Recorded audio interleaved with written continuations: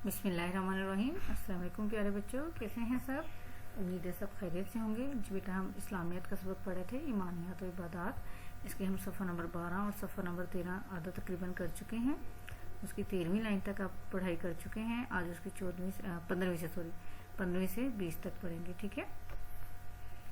पहले मुश्किल अल्फाज देख लेते हैं। बीमार, बे ये बी मीम अलिफ मा, बीमार रे बीमार, बे ये बी मीम अलिफ मा रे बीमार।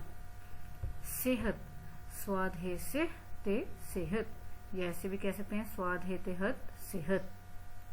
मुश्किल, मीम शीन मुश काफ लाम किल मुश्किल, मीम शीन मुश काफ लाम किल मुश्किल।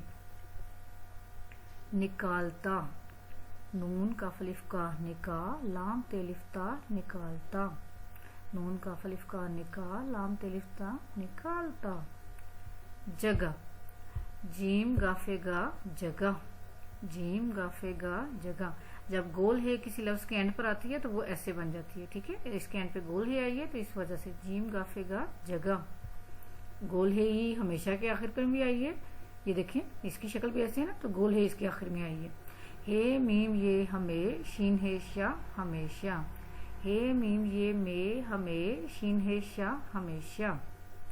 जरूरत, ज्वाद रे वाव जरूर रे तेरत जरूरत। दुआएं, दुआ वाहिद होता है, दुआ की जमा दुआएं। बुरी, बेरे छटियरी बुरी, इसके ऊपर पेश है तो ये बुरी हो जाएगा। कामो, काफलिफ का मीम वा मो नून गुन्ना कामो, काम की जमा होती है कामो। रोकता, रेवा रो काफ तेलिफ्ता रोकता।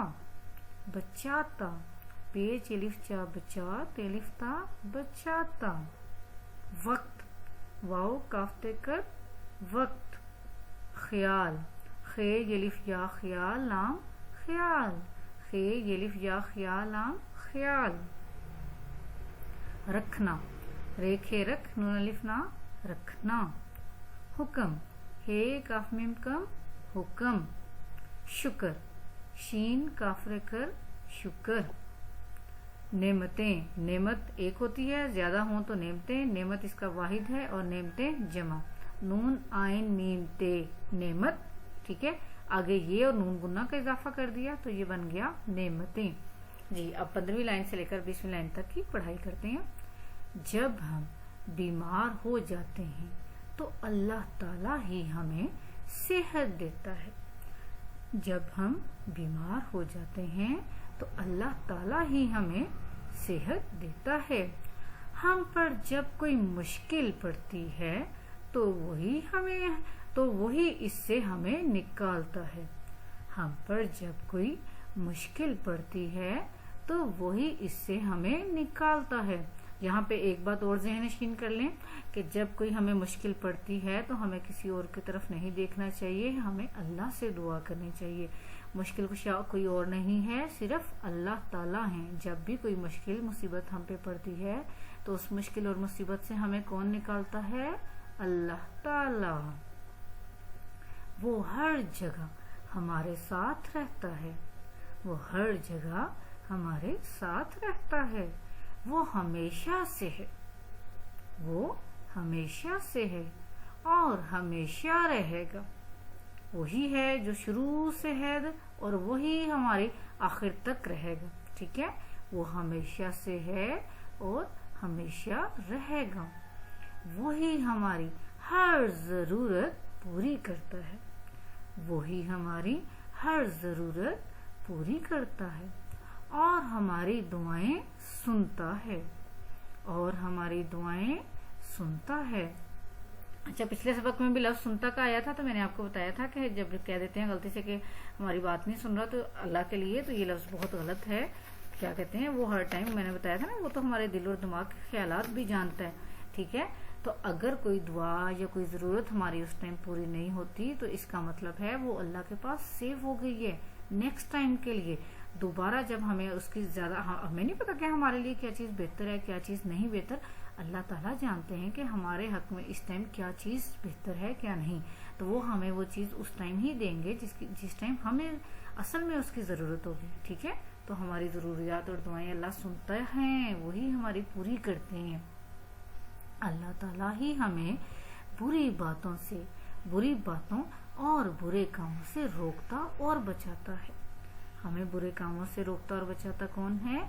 اللہ تعالیٰ۔ اور کچھ آپ نے خود بھی اپنے نفس کو مار کے برے کاموں اور بری باتوں سے رکنا ہے، ٹھیک ہے نا؟ جب آپ کا دل کرے گندے کارٹون کہہ لیں یا گندے گانے کہہ لیں یا گندی فلمیں بھی انڈیا کی دیکھتے ہیں تو وہ بری چیزیں ہوتی ہیں، ہمیں نہیں دیکھنی، ہمیں ان سے بچنا ہے۔ تو آپ نے خود کو کنٹرول کرنا ہے کہ ہم ان برے کاموں سے بچیں، ہم ان بری باتوں سے بچیں۔ باتیں بری کون سی ہیں؟